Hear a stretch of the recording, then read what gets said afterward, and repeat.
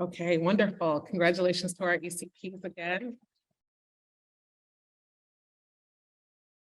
Okay, next I'd like to invite Dr. Brian Kim up, our TCP editor for our TCP Awards.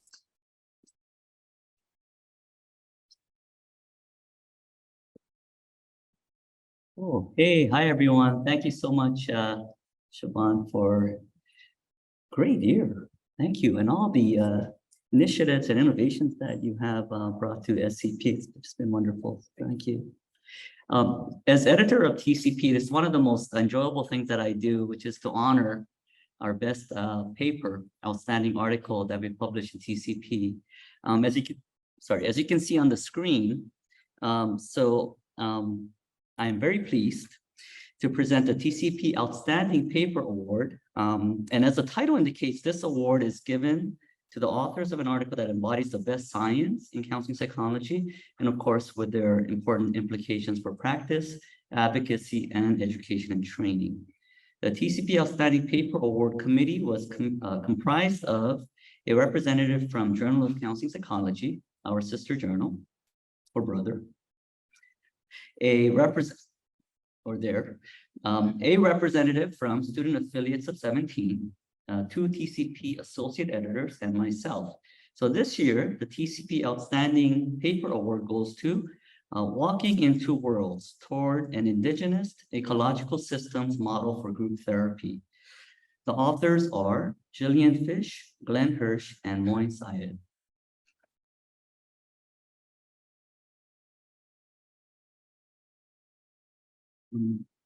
I think Jill let me know that she won't be able to attend the convention this year, so we'll be sure to get the certificate to her. But I just want to read the abstract, sort of a very brief version, so you have an idea of what the article is about.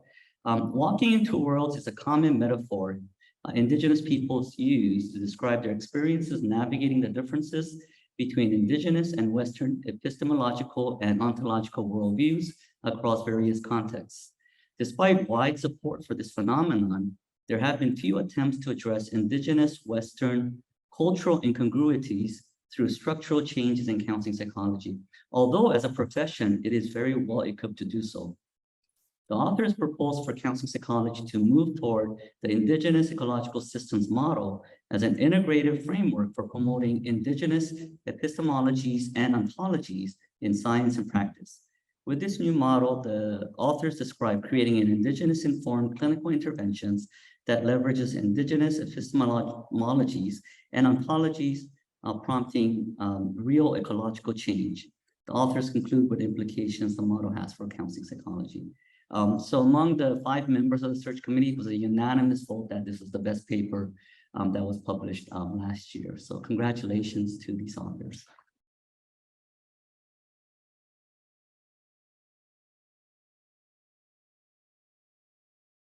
Sorry, do I just slide this across? Oh, okay, here we go. Great. All right, I'm also very pleased to present the TCP Outstanding Student Paper Award. Like the previous award, this award also is given to an article that embodies the best science in counseling psychology and with very significant implications for practice, advocacy, and education and training. But for this award, the first author needed to be a student at the time of submission. This was a new award, relatively new, I think started 3 years ago. And, there's monetary award that comes with these awards, and SAGE was very generous to provide some funds for this award as well. So we're very happy that this has been included. The award committee, like the previous award, was comprised of 2 representatives from student affiliates of 17, 2 TCP associate editors, and myself. This year, the Outstanding Student Paper Award goes to COVID-19 Racism, Internalized Racism, and Psychological Outcomes among East Asian and East Asian Americans. And the authors are Vidya An, Nayan Yan, and Mira An. Olivia.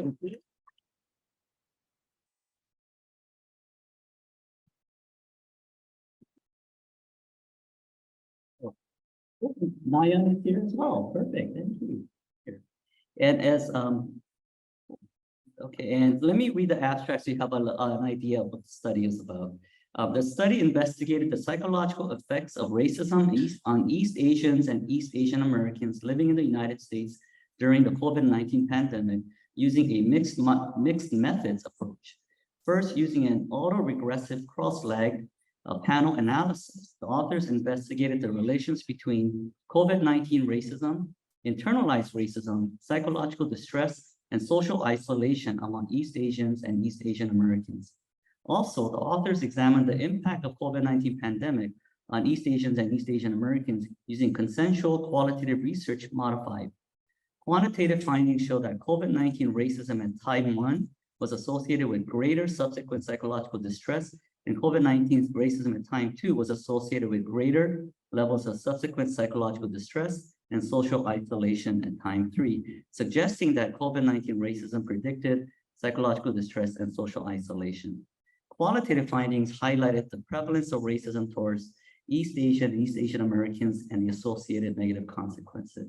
So the findings demonstrate that East Asians and East Asian Americans living in the United States are at great risk due to the detrimental effects of racism that occurred during COVID-19.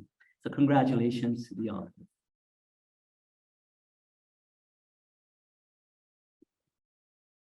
And could I just make another, thank you. Could I make another comment? So yesterday, TCP editorial board meeting, we had our meeting. Awesome editorial board members. We have 61 board members. Our submissions are great. We're publishing, I think, good articles. A report from the publisher says that the journal is doing very well. And Mark, I think financially the journal is doing okay. Yep. And yeah, I haven't seen the financial report this year, but I remember last year that the journal brought in, I think, nearly $400,000 to the society. Hopefully the number has increased. Yeah. And I mentioned that not to say like I'm doing a great job. No, I'm just I just happen to be a steward of the journal at this point, but really the journal only functions because of the editorial board members. We have 61 board members as well as our associate editors. There's 6 associate editors and forum editors. Without them, the journal cannot function.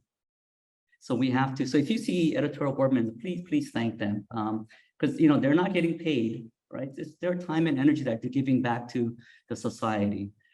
The other part of this equation is that authors who decide to submit, they are the ones that are bringing the manuscripts in. I can't go out and tell people, please, I mean, I can, I guess, please submit, but they don't really listen. But but our journal is dependent on author submissions. And we've actually, we're a little bit behind on our populated issues for next year, but a couple of months behind. And our rejection rate has been at 87%. So we're being very rigorous, but I want to encourage more submissions because without the submissions, obviously the journal, can't exist, right? So for all of you here and online listening, if you have a manuscript that you're ready to submit and you're deciding, okay, I'm going to submit to JCP or TCP. I do this every year. Was Will here? Okay, good.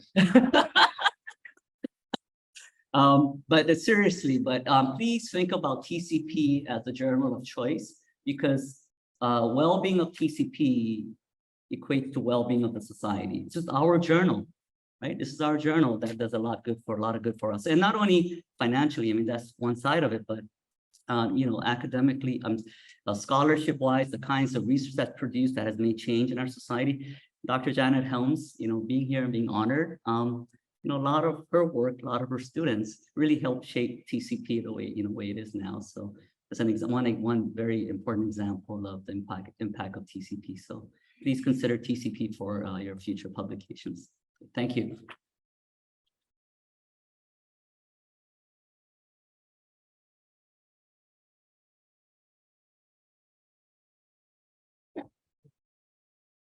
Okay, thank you, Brian.